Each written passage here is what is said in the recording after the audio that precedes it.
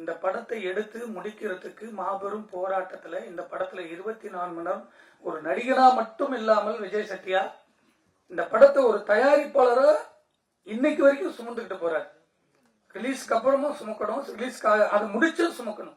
ஏன்னா அதனுடைய வலிகள் ஒவ்வொரு நாளும் அந்த பணத்தை போட்டு போட்டு படத்தை வருமானு தெரியாம ஒரு நடிகனா பணம் வாங்கிட்டு ஜாலியா சுத்துறத விட்டுட்டு ஒரு தமிழ் சினிமால ஒரு படைப்பை தன்னை ஹீரோ வச்சு எடுக்கிற படத்தை தான் வெளியே கொண்டு வரணும்னு போராடக்கூடிய இப்படிப்பட்ட ஹீரோகள்லாம் இருந்தாங்கன்னா தமிழ் சினிமா உச்சத்தில் இருக்கும். தயாரிப்பாளர்கள் வந்து நிம்மதியா படுத்து தூங்கலாம்.